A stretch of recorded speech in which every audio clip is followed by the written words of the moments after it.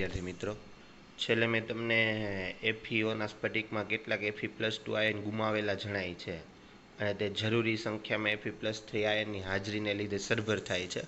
આ મેં તમને સમજાવી દીધું હતું ગયા વિડીયો લેક્ચરમાં. આ વિડીયો લેક્ચરમાં બે ટોપિક બાકી છે, એટલે ચેપ્ટર પૂરું થઈ જશે. ઘન પદાર્થોની વાહકતા જણાવો ને તેના પ્રકાર જણાવો. ઘન પદાર્થોની વાહકતા 27મા ક્રમની હોય. ઘન પદાર્થ છે એની વાહકતા 27મા ક્રમની હોય છે. ઘન પદાર્થની વાહકતાની માત્રા 10⁻⁷ થી 10⁻7 ઓહમ મીટર ઇન્વર્સ જેટલી હોય છે. ઘન પદાર્થની વાહકતા 3 પ્રકારની હોય છે: વાહકો, અવાહકો અને અર્ધવાહકો. તો જુઓ પહેલા 3 પોઈન્ટ. ઘન પદાર્થની વાહકતા 27 ક્રમથી વધુ હોય છે. તેની માત્રા 10⁻20 થી 10⁻7 ઓહમ ઇન્વર્સ મીટર ઇન્વર્સ જેટલી હોય છે. ઘન પદાર્થોની વાહકતાના 3 પ્રકાર પડે છે: વાહકો, અવાહકો અને અર્ધવાહકો.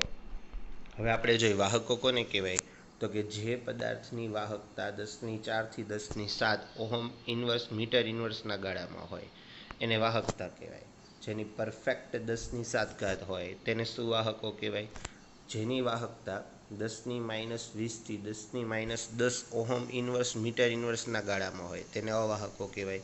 તો જુઓ, આપણે ટોટલ માત્રા આપી હતી -20 થી 7, એમાં 4 થી 7 પ્લસ હોય તો વાહકો, પરફેક્ટ પ્લસ હોય તો સુવાહકો, -20 થી -10 હોય તો અવાહકો, અને -6 થી 4 હોય 10⁻+4 તેમને અર્ધવાહકો કહે છે. તો વ્યાખ્યા બહુ નોર્મલ છે, તમે વાંચશો એટલે તમને આવડી જશે. હવે આપણે એથી આગળ જાય કે ધાતુઓમાં, અધાતુઓમાં અને અર્ધવાહકોમાં વિદ્યુતનું વહન સમજાવો. ધાતુઓમાં, અધાતુઓમાં અને અર્ધવાહકોમાં વિદ્યુતનું વહન સમજાવો. તો વાહક વિદ્યુતનું વહન એટલે કે ધાતુઓમાં વિદ્યુતનું વહન ઇલેક્ટ્રોન અથવા આયનોની હિલચાલ મારફતે થાય છે. ધાતુઓ ધન અને પીગલિત અવસ્થામાં વિદ્યુતનું વહન કરે છે. ધાતુઓની વાહકતા સંયોજકતા ઇલેક્ટ્રોન પર આધાર રાખે છે. ધાતુઓ બે પ્રકારની કક્ષક ધરાવે છે: એક પરમાણ્વીય કક્ષક ને બીજું આણ્વીય કક્ષક. તો આ 4 પોઈન્ટ છે એ ધાતુઓ માટેના છે. ધાતુઓ વિદ્યુતનું વહન ઇલેક્ટ્રોન અથવા આયનોની હિલચાલ મારફતે થાય છે. ધાતુઓ ધન અને પીગલિત બંને અવસ્થામાં વિદ્યુતનું વહન કરે છે. ધાતુઓની વાહકતા સંયોજકતા ઇલેક્ટ્રોન પર આધાર રાખે છે. સંયોજકતા ઇલેક્ટ્રોન, દાખલા તરીકે જૂના સમયમાં ઇલેક્ટ્રોન રચના આવતી 2, 8, 1 સોડિયમની ઇલેક્ટ્રોન રચના છે. તો છેલ્લી કક્ષામાં એક આવ્યો એને સંયોજકતા ઇલેક્ટ્રોન, ટૂંકમાં છેલ્લી કક્ષામાં આવતા ઇલેક્ટ્રોનને સંયોજકતા ઇલેક્ટ્રોન કહેવાય. ધાતુઓ પરમાણ્વીય કક્ષક અને આણ્વીય કક્ષક રચે છે. હવે એના પછી એથી આપણે આગળ જાય, બરાબર છે. તો આપણે એના પછી એથી આગળ જાય તો હવે જે વાત કરી કે આ ધાતુઓની વાત આપણે પૂરી કરી. હવે જોઈએ કે આ ઉર્જા એટલી એકબીજાથી નજીક હોય છે, આણ્વીય કક્ષક અને પરમાણ્વીય કક્ષકની ઉર્જા એટલી એકબીજાથી નજીક હોય છે કે જેથી પટની રચના થાય અને એને કારણે ઇલેક્ટ્રોન સરળતાથી વિદ્યુત ક્ષેત્રના હેઠળ વહે છે અને ધાતુઓને વાહકતા દર્શાવે છે. પરંતુ ભરાયેલો પટ અને ખાલી વાહકતા પટ વચ્ચેની જગ્યા ઓછી હોય તો ઇલેક્ટ્રોન કૂદીને જઈ શકે સરળતાથી. ઓછી જગ્યા હોય તો કૂદીને જઈ શકે, જેને અર્ધવાહકો કહે છે. તાપમાનના વધારે સાથે વાહકતા એની વધે છે. અર્ધવાહકોમાં 2 આવે છે: સિલિકોન અને જર્મેનિયમ. અર્ધવાહકોમાં 2 તત્વ છે: સિલિકોન અને જર્મેનિયમ. પરંતુ સંયોજકતા પટ અને વાહકતા પટ વચ્ચેનો ગેપ વધુ હોય તો ઇલેક્ટ્રોન કૂદી શકતા નથી, જેને અવાહકો કહે છે. ટૂંકમાં હું તમને આ આકૃતિમાં શીખવાડી દઉં. તમે આની અંદર જોઈ શકો છો 2 પટ છે. જે મેં રેડ કલરના ઘાટા કરી દીધા છે ને, આ ઘાટા એને ભરાયેલો પટ કહેવાય. ભરાયેલો પટ ને આ ભરાયેલો પટ. બાકી ઉપર જે તમને કોરું દેખાય છે એને ખાલી પટ કહેવાય, બરાબર છે. તો આ બધા મેં રેડ કલરના છાંટા એકદમ ઘાટા કરી નાખ્યા છે, એમને સામાન્ય રીતે ભરાયેલો પટ કહેવાય. ને ઉપર જે ખાલી છે કે મેં કાંઈ એની અંદર કર્યું નથી, ખાલી એમને દોર્યું છે, અને ખાલી પટ કહેવાય. જ્યારે ભરાયેલો પટ અને ખાલી પટ એકબીજાને મિશ્રિત હોય, ભરાયેલો પટ અને ખાલી પટ એકબીજાને મિશ્રિત હોય તેને ધાતુ કહેવાય. તેમાં વિદ્યુતનું વહન થાય. જ્યારે ભરાયેલો પટ અને ખાલી પટ વચ્ચે બે વચ્ચે વધુ ગેપ હોય ત્યારે એને અવાહકો કહેવાય અથવા તો અધાતુ કહેવાય. અને જ્યારે ભરાયેલો પટ અને ખાલી પટ વચ્ચે ગેપ નાનો હોય તો એને અર્ધવાહકો તરીકે ઓળખવામાં આવે છે. તમે જોઈ શકો છો અહીંયા ધાતુ, પછી મેં બીજું લખ્યું છે અધાતુ અને ત્રીજું લખ્યું છે અર્ધવાહકો. થતું કેવું હોય કે આમાં ઇલેક્ટ્રોન છે ને, ઇલેક્ટ્રોન આપણે કલર બીજો કરી લઈએ એટલે તમને ખ્યાલ આવે. આમાં ઇલેક્ટ્રોન છે એ અહીંથી આમ સરળતાથી ખાલી પટમાંથી વાહકતા પટમાં જાય. આ ઇલેક્ટ્રોન છે એ સરળતાથી ભરેલા પટમાંથી ખાલી પટમાં જાય. અહીંયા ઇલેક્ટ્રોન છે એને કૂદી અને ખાલી પટમાં જવું પડે, પણ આટલો બધો ઠેકડો ન મારી શકે. જ્યારે આયા ઇલેક્ટ્રોન છે એ નાનો ગેપ હોવાથી ઠેકડો મારીને સરળતાથી જઈ શકે. તો તમે એવી વ્યાખ્યા લખી શકો કે ખાલી પટ અને ભરાયેલા પટ સમિશ્રિત હોય તો ઇલેક્ટ્રોન સરળતાથી આગળ વધી શકે છે, એટલા માટે તેને ધાતુ તત્વ કહે છે. ખાલી પટ અને ભરાયેલા પટ વચ્ચે વધુ ઉર્જાનો ગેપ હોય તો ઇલેક્ટ્રોન કૂદી શકતો નથી, એટલે એને અધાતુ કહે છે. ખાલી પટ અને ભરાયેલા પટ વચ્ચે નાનો ગેપ હોય તો સરળતાથી ઇલેક્ટ્રોન કૂદી શકે છે, જેથી તેને અર્ધવાહકો કહે છે. સમિશ્રિત હોય તો ધાતુ, ગેપ વધુ હોય તો અધાતુ અને ઓછો ગેપ હોય તો અર્ધધાતુ. બે પટ્ટા હોય, બરાબર છે, એક ભરાયેલો પટ ને એક ખાલી પટ. તો અહીંયા બધે એ જ લખેલું છે. તમે જો કેને અર્ધવાહકો કહેવાય તો કે ભરાયેલો પટ અને ખાલી પટ વચ્ચેની જગ્યા ઓછી હોય તો તેને અર્ધવાહકો કહે છે. એથી પછી આપણે અહીંયા આગળ જોઈએ તો અહીંયા તમે જો ખાલી પટ અને ભરાયેલો પટ વચ્ચે જગ્યા વધુ હોય તો એને અવાહકો કહેવાય. તો આવી રીતની બધી વસ્તુ છે એને તમે એક વખત વાંચશો એટલે આવડી જશે. ડોપિંગ એટલે શું અને તેના કેટલા પ્રકાર પડે છે? તો પહેલો એટલે ડોપિંગ માત્ર ને માત્ર અર્ધવાહકોમાં થઈ શકે. ડોપિંગ છે એ ક્રિયા અર્ધવાહકોમાં જ થઈ શકે. આપણે વાંચતા જઈએ અને જોતા જઈએ. ડોપિંગ એટલે શું? બરાબર, તો અર્ધવાહકોની વાહકતા પ્રાયોગિક ઉપયોગિતા માટે ઘણી ઓછી હોય છે, તેથી તેમાં યોગ્ય અશુદ્ધિ ઉમેરી અને વાહકતા વધારી શકાય છે. આ પ્રક્રિયાને ડોપિંગ કહે છે. અર્ધવાહકોની વાહકતા એટલે સિલિકોન અને જર્મેનિયમ જેવી અર્ધધાતુ છે એની વાહકતા ઓછી હોય. એમ વાહક હોય ખરા પણ ઓછી હોય, પણ તેમાં અશુદ્ધિઓ ઉમેરો તો એમની વાહકતા વધારી શકાય છે. દાખલા તરીકે શુદ્ધ સોનું પોચું હોય, એના ઘરેણાં ન બને, પણ શુદ્ધ સોનાની અંદર આપણે થોડી ઘણી અશુદ્ધિઓ ઉમેરીએ તો એના ઘરેણાં બનાવી શકાય. એમ અર્ધવાહકોની વાહકતા ઓછી હોય તેનો ઉપયોગ ઇલેક્ટ્રોનિક પરિપથમાં થઈ ન શકે. જો તમારે એનો ઉપયોગ કરવો હોય તો તેમાં અશુદ્ધિઓ ઉમેરવી પડે, જેથી તમે એનો સરળતાથી ઉપયોગ કરી શકો. આગળ જોઈએ. ડોપિંગ સિલિકોન અને જર્મેનિયમ જેવી અર્ધધાતુમાં થાય. અધાતુમાં નહીં, અર્ધધાતુ થશે. અર્ધધાતુમાં વધુ કે ઓછા ઇલેક્ટ્રોનવાળી ધાતુ ઉમેરીને થાય. બે પ્રકારના ડોપિંગ થઈ શકે, એક એન પ્રકારનો અને એક પી પ્રકારનો. એન પ્રકારનું બીજું નામ છે ઇલેક્ટ્રોનથી સમૃદ્ધ, અને પી પ્રકારમાં છે ઇલેક્ટ્રોનની ઉણપ. ઇલેક્ટ્રોનથી સમૃદ્ધ હોય એને એન પ્રકારનો કહેવાય ને ઇલેક્ટ્રોનની ઉણપ હોય એને પી પ્રકારનો ડોપિંગ તરીકે ઓળખવામાં આવે છે. પહેલું ઇલેક્ટ્રોનથી સમૃદ્ધ. સિલિકોન અને જર્મેનિયમમાં એ 14મા સમૂહનો તત્વ છે, તેથી તેની છેલ્લી કક્ષામાં 4 ઇલેક્ટ્રોન હોય અને દરેક પાડોશી પરમાણુ સાથે એ 4 ઇલેક્ટ્રોનથી બંધ બનાવે. 4 ઇલેક્ટ્રોન છે એટલે 4 ઇલેક્ટ્રોનથી બંધ બનાવશે. તેની અંદર ફોસ્ફરસ અને આર્સેનિક જે સમૂહ 15ના તત્વ છે. તો ફોસ્ફરસ અને આર્સેનિક જે સમૂહ 15ના તત્વ છે એના વડે ડોપિંગ કરવાનું. એટલે ટૂંકમાં સામાન્ય રીતે એ લોકો આપણે એવું કહેવા માગે છે કે સિલિકોન છે એ સિલિકોન અને જર્મેનિયમમાં તમારે ફોસ્ફરસ અથવા આર્સેનિક ઉમેરવાનું.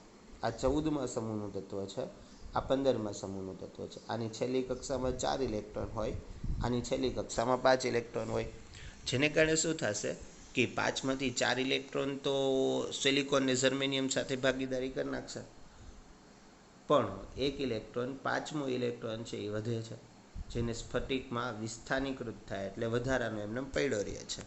આ જે વધારાનો ઇલેક્ટ્રોન છે એને કારણે તે ઇલેક્ટ્રોન સમૂહ, બરાબર, એ ઇલેક્ટ્રોનથી સમૃદ્ધ એન પ્રકારના વાહક કહે છે.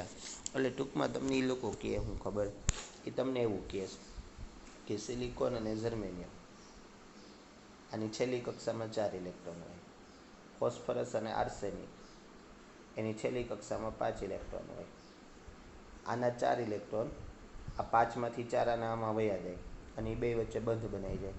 તો 1 ઇલેક્ટ્રોન જે વધે એ એમને પડ્યો રહે એની વાહકતા માટે જવાબદાર છે. આમાં 1 ઇલેક્ટ્રોન વધારાનો આવ્યો એટલે એને ઇલેક્ટ્રોનથી સમૃદ્ધ એટલે N પ્રકારના ડોપિંગ તરીકે ઓળખવામાં આવે છે. બીજું એથી આગળ જાય, એક પેજ બીજી વાર આવી ગયું છે એટલે એ તમે સેજ એડજસ્ટમેન્ટ કરી લેજો. હવે એના પછી જાય તો P પ્રકારના એટલે કે ઇલેક્ટ્રોનની ઉણપ.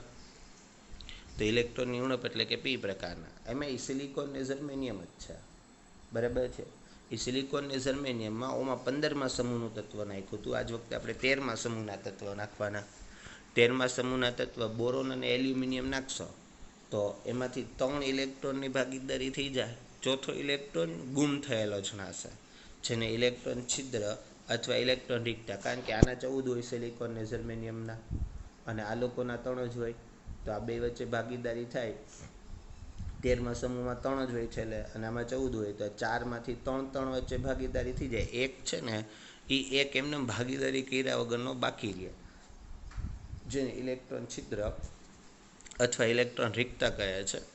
આ પાડોશી પરમાણુ ઇલેક્ટ્રોન છિદ્રને ભરી દે છે. એની બાજુમાં જે પરમાણુ હોય એ ઇલેક્ટ્રોન છિદ્રને બની દેશે, જેથી એમ દેખાશે કે ઇલેક્ટ્રોન છિદ્ર ધન વીજભાર વડે રોકાયેલો છે અને ઋણભારિત પ્લેટ તરફ ખસે છે. આવા પ્રકારને P પ્રકારના અર્ધવાહકો કહે છે, બરાબર છે, અથવા ઇલેક્ટ્રોનની ઉણપવાળા. N પ્રકારના અને P પ્રકારના અર્ધવાહકોનો ઉપયોગ ક્યાં થાય? તો પહેલો ઉપયોગ છે ઇલેક્ટ્રોનિક સહઘટક બનાવવા, એટલે ઇલેક્ટ્રોનિક વસ્તુ બનાવવા. N અને P પ્રકારના સંયોગીકરણથી ડાયોડ બનાવે, તે રેક્ટિફાયર તરીકે ઉપયોગી છે. એક પ્રકારના અર્ધવાહક અને બીજા પ્રકારના અર્ધવાહકના સ્તરમાં સેન્ડવિચ કરીને ટ્રાન્ઝિસ્ટર બનાવાય. તો જુઓ, પહેલાં ઇલેક્ટ્રોનિક સાધનો બનાવ્યા, પછી બીજો ડાયોડ બનાવ્યો, ત્રીજો રેક્ટિફાયર બનાવ્યો અને ચોથો ટ્રાન્ઝિસ્ટર બનાવ્યો. ઇલેક્ટ્રિક સઘટકો એટલે ઇલેક્ટ્રોનિક ઘટકો થયા. N અને P પ્રકારના બેને ભેગા કરી દીધા એટલે ડાયોડ બની ગયો અને એ ડાયોડ અત્યારે રેક્ટિફાયર તરીકે વપરાય છે.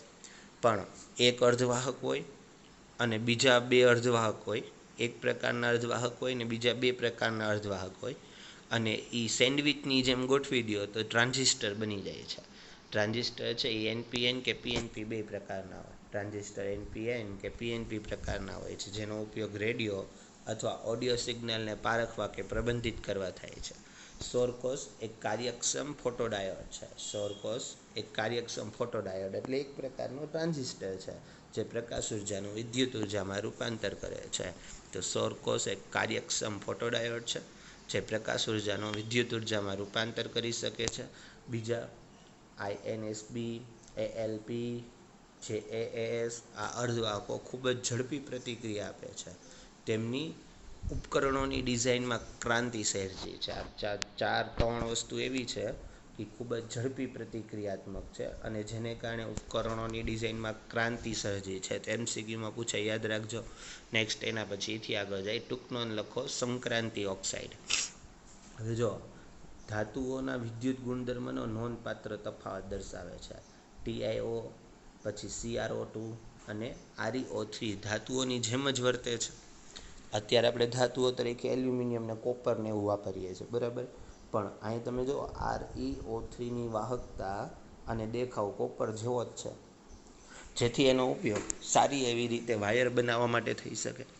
એ સિવાય બીજા આપને આપેલા છે VO, VO2, VO3 અને TiO3 તાપમાન પર આધારિત ધાત્વીય અને અધાત્વીય ગુણ દર્શાવે છે. તો આ એક્સેજ યાદ રાખવું. એમાં આ MCQ બહુ પૂછાય, સંકુલવાળા MCQ બહુ પૂછશે. કોની વાહકતા દેખાવે ધાત્વીય કોપર જેવી જ છે, RO3. સંક્રાંતિ એટલે D વિભાગના તત્વ છે. આવર્ત કોષ્ટકમાં જોશો ને તો D વિભાગમાં ટિટેનિયમ ને ક્રોમિયમ ને એવા બધા તત્વો આવશે, વેનેડિયમ ને, આ એના જ તત્વ છે. છેલ્લો પ્રશ્ન આપણો આ ચેપ્ટરનો, ચુંબકીય ગુણધર્મ સમજાવો. તો ચુંબકીય ગુણધર્મ કેવી રીતે? તો કે દરેક પદાર્થ સાથે ચુંબકીય ગુણધર્મ સંકળાયેલો છે. આ ગુણ ઇલેક્ટ્રોનમાંથી ઉદ્ભવે છે. દરેક પરમાણુમાં એક ઇલેક્ટ્રોન નાના ચુંબક તરીકે વર્તે છે. તેની ચાક માત્રા 2 પ્રકારની ગતિથી ઉદ્ભવે છે. એક કેન્દ્રની આસપાસ કક્ષકીય ગતિ અને બીજું તેની આસપાસ ભ્રમણીય ગતિ. આપને ખબર જ છે, કોઈ પણ પદાર્થ પ્રોટોન, ઇલેક્ટ્રોન અને ન્યુટ્રોનનો બનેલો છે. જે પદાર્થ પ્રોટોન, ઇલેક્ટ્રોન અને ન્યુટ્રોનનો બનેલો હોય તો એમાં ઇલેક્ટ્રોન તો હોવાનો જ છે. કોઈ પણ વસ્તુ લ્યો, કોઈ પણ પદાર્થ તત્વનો બનેલો અને તત્વ પ્રોટોન, ઇલેક્ટ્રોન અને ન્યુટ્રોનના બનેલા છે, તો કોઈ પણ પદાર્થમાં ઇલેક્ટ્રોન તો હોવાનો જ છે. હવે ઇલેક્ટ્રોનની બે ગતિ હોય. જેમ પૃથ્વી પોતાની બે ગતિ આપે, એક તો સૂર્યની આસપાસ ફરે અને બીજું પોતાની ધરી ઉપર ફરે. સૂર્યની આસપાસ ફરતા પૃથ્વીને 365 દિવસ થાય અને પોતાની ધરી ઉપર ફરતા પૃથ્વીને 23 કલાક ને 56 મિનિટ થાય, જેને કારણે આપણો દિવસ 24 કલાકનો છે અને વર્ષ 365નું છે. એવી જ રીતે ઇલેક્ટ્રોન પણ એવું જ કરે. ઇલેક્ટ્રોન કેન્દ્રની ફરતે, કેન્દ્ર એટલે સૂર્ય માની લ્યો અને ઇલેક્ટ્રોન એટલે પૃથ્વી, તો ઇલેક્ટ્રોન કેન્દ્રની ફરતે ફરતો હોય અને બીજો ઇલેક્ટ્રોન પોતાની ધરી ઉપર ફરતો હોય. કેન્દ્રની ઉપર ફરતો હોય તો એની આસપાસ કક્ષકીય ગતિ કહેવાય અને ધરી ઉપર ફરતો હોય તો એને ભ્રમણીય ગતિ કહેવાય. તો આવી બે ગતિને કારણે ઇલેક્ટ્રોન ફરવાને કારણે ચુંબકીય ચાક માત્રા ઉદ્ભવે, પણ એ ઘણી ઓછી હોય.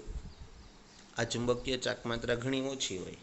એનું મૂલ્ય માપવા માટે બોહર મેગ્નેટો, જેને કાઉસમાં સાઇન વડે દર્શાવેલું છે, સંજ્ઞા વડે, આ એક બોહર મેગ્નેટો બરાબર 9.27 ગુણાકારમાં 10⁻²4 AMનો સ્ક્વેર પૂછાય MCQની અંદર કે એક બોહર મેગ્નેટો બરાબર કેટલા થાય, તો કે આ આંકડો મેં તમને આપી દીધો. એક બોહર મેગ્નેટો બરાબર 9.27 ગુણાકારમાં 10⁻²4 A.M² થાય. હવે આ જે ચુંબકીય ચાક માત્રા છે એને 4 કે 5 વિભાગમાં વહેંચી શકાય. અનુચુંબકીય, પ્રતિચુંબકીય, લોહચુંબકીય, પ્રતિલોહચુંબકીય અને ફેરી મેગ્નેટિક. જો અનુ વિરોધાભાસ પ્રતિચુંબકીય, લોહચુંબકીયનો વિરોધાભાસ પ્રતિલોહચુંબકીય અને છેલ્લી લાસ્ટમાં ફેરી મેગ્નેટિક. વિશિષ્ટ છે આખે આખું. તો બે વિરોધાભાસ જ છે. અનુચુંબકીય તો કે પ્રતિચુંબકીય, લોહચુંબકીય તો કે પ્રતિલોહચુંબકીય અને ફેરી મેગ્નેટિક. ફરીથી એક વખત સમજો. અનુચુંબકીય તો એનું વિરોધાભાસ પ્રતિચુંબકીય, લોહચુંબકીય તો એનું વિરોધાભાસ પ્રતિલોહચુંબકીય અને ફેરોમેગ્નેટિક. આટલી વસ્તુ છે. હવે ચેક કરતા જાય. પહેલું અનુચુંબકીય. આ અનુચુંબકીય છે એ વિદ્યુત ક્ષેત્રથી નિર્બળ રીતે આકર્ષાય છે. એટલે તમે ચુંબક આપો ને તો ચુંબકમાં બહુ આકર્ષાય નહીં એટલું બધું. હવે ખબર લોખંડની વસ્તુ હોય તો ચુંબકમાં ખેંચી લે, તો આમાં કંઈ એટલું બધું ખાસ ખેંચ છે નહીં, આમ નિર્બળ આકર્ષણ ધરાવે છે. તે ચુંબકીય ક્ષેત્રની દિશામાં જ ચુંબકીય બને છે. ચુંબકીય ક્ષેત્રની ગેરહાજરીમાં ચુંબકત્વ ગુમાવે છે. આવા પદાર્થો ચુંબકીય ક્ષેત્રથી આકર્ષાય છે. O2, Cu+2, Fe+3 અને Cr+3 આ એના ઉદાહરણ. તો બધા પોઈન્ટ નોર્મલ છે, એમાં બીજું કંઈ ખાસ છે નહીં. આ તમારે 4 પોઈન્ટ યાદ રાખવાના કે ચુંબકીય ક્ષેત્રથી નિર્બળ રીતે આકર્ષાય છે, ચુંબકીય ક્ષેત્રની દિશામાં જ ચુંબક બને છે, એની ગેરહાજરીમાં ચુંબકત્વ ગુમાવે છે અને આવા પદાર્થો ચુંબકીય ક્ષેત્રથી આકર્ષાય છે. અને આ એના ઉદાહરણ ખાસ યાદ રાખજો, પરીક્ષામાં પૂછાય છે. આનો વિરોધાભાસ એ હવે પ્રતિચુંબકીય. જો ચુંબકીય ક્ષેત્રથી નિર્બળ રીતે આકર્ષાય છે, ચુંબકીય ક્ષેત્રની અગાઉનું હતું એ દિશામાં હતું, જો આ વિરુદ્ધ દિશામાં બને છે. આવા પદાર્થો બધા જ ઇલેક્ટ્રોન યુગ્મિત હોય છે. ઇલેક્ટ્રોન યુગ્મિત હોવાથી તેની ચુંબકીય ચાક માત્રા નષ્ટ કરે છે. એટલે કે ઉદાહરણ તરીકે H2O, NaCl અને C6HCl. તો આના કરતાં વિરોધાભાસ. આ 4 મુદ્દાઓ હતા. હવે આપણે એના પછી જોઈએ તો લોહચુંબક. લોહચુંબક એટલે આપણે બધાને ખબર જ છે. આપણે જે મેગ્નેટ અત્યારે વાપરીએ છીએ તે સ્પીકરમાં હોય મેગ્નેટ, એ બધી તેને લોહચુંબક કહેવાય. આ લોહચુંબક છે એ લોહચુંબકનું આપણે જોઈએ શું શું લખેલું છે. તો કે લોહચુંબક એક એવા પદાર્થો છે જે ચુંબકીય ક્ષેત્રથી પ્રબળ રીતે આકર્ષાય છે. આવા પદાર્થને લોહચુંબકીય પદાર્થો પણ કહેવામાં આવે છે. આપણે ખબર રમતા હોય મળે છે ઘણી વખત લોહી ચુંબક, આપણે એને લોહચુંબક કહીએ છીએ. લોહચુંબક એટલે કાંઈ નહીં, આપણે સ્પીકર હોય, સ્પીકરની અંદર જે ચુંબક હોય એને લોહચુંબક કહેવાય. આ પ્રબળ આકર્ષણ ઉપરાંત તેમને કાયમી ચુંબક બને છે. એ કાયમી ચુંબક જ હોય, એવું ન હોય કે એમાં ઇલેક્ટ્રોન પસાર કરો તો જ ચુંબક બને. અગાઉના બે ગયા ને એમાં એવું હોય કે ઇલેક્ટ્રોન પસાર કરો તો જ ચુંબક બને. આમાં ઇલેક્ટ્રોનની કંઈ જરૂર નથી, એની પોતાની હાથે ચુંબક બની જાય. ઘન અવસ્થામાં પદાર્થો ધાતુ આયનનો એક નાનો વિસ્તાર સામૂહિક રીતે ગોઠવાયેલો હોય છે, જેને ડોમેઇન કહે છે. ડોમેઇન એક નાના ચુંબક તરીકે વર્તે છે. હવે આ ડોમેઇન છે ને, તમને આકૃતિમાં પાછળ વિડીયો મૂકું છું, એની અંદર તમને ડોમેઇનની ખબર પડશે કે ડોમેઇન કોને કહેવાય. તો એ ડોમેઇન તમને ત્યાં ખબર પડી જશે. જ્યારે પદાર્થને ચુંબકીય ક્ષેત્રમાં મૂકવામાં આવે ત્યારે બધા જ ડોમેઇન ચુંબકીય ક્ષેત્રની દિશામાં ગોઠવાઈ જાય છે. પ્રબળ ચુંબકીય ક્ષેત્ર ઉત્પન્ન કરે છે, જેથી ચુંબકીય ક્ષેત્ર દૂર કરતાં પણ એની અસર આવૃત રહે છે ને તે કાયમી ચુંબક બને છે. ઉદાહરણ તરીકે કોબાલ્ટ, નિકલ, ગેડોલિયમ અને CrO2 ક્રોમિયમ ઓક્સાઇડ. આમાં પણ કંઈ છે નહીં. આઈએમપી પ્રશ્ન છે, તમારે યાદ રાખી લેવાનો છે. લોહ ચુંબક એ પૂછાય એવો છે. પ્રતિલોહ ચુંબક એટલે એનો વિરોધાભાસ. જો આમાં લખ્યું જ છે કે ડોમેન રચનાઓ લોહ ચુંબક જેવી જ હોય છે, પરંતુ તેમની ડોમેન રચના એકબીજાથી વિરુદ્ધ અભિવિન્યાસ ધરાવે છે. તેથી એકબીજાની ચુંબકીય ચાકમાત્રાને નષ્ટ કરે છે. ઉદાહરણ તરીકે MnO, આમાં એક જ ઉદાહરણ છે. બરાબર છે. તો એક ઉદાહરણવાળો વિકલ્પ સૌથી વધુ પૂછાય. હવે આમાં જો મેં તમને આકૃતિ આપી છે, આની અંદર તમે પહેલું જુઓ, પહેલું લોહી ચુંબક, બીજું પ્રતિલોહ ચુંબક અને ત્રીજું ફેરોમેગ્નેટિક. હવે જો લોહી ચુંબક એટલે પેલી એ આકૃતિ, એમાં બધા એરા જો આમ સીધા જ છે. આ લોહ ચુંબક થયું. બીજું પ્રતિલોહ ચુંબક, તો જો એક એરો સીધો, એક ઊંધો, એક પાછો સીધો તો એક પાછો ઊંધો, પાછો સીધો એરો પાછો ઊંધો, એના કરતાં થોડાક વિરુદ્ધ ગોઠવાયેલા છે. અને ફેરી મેગ્નેટિક, જે આપણે હમણાં ભણીએ છેલ્લું, તેમાં જો બે એરા સીધા, એક એરો ઊંધો, પાછા બે એરા સીધા, એક એરો ઊંધો. એટલે શું થાય કે બે સમાંતરે એક વિરુદ્ધ, બે સમાંતરે એક વિરુદ્ધ. આની અંદર શું થાય, એક સમાંતર ને એક વિરુદ્ધ, એક સમાંતર ને એક વિરુદ્ધ. અને લોહ ચુંબકની અંદર શું થાય, બધા જ એરા સમાંતર.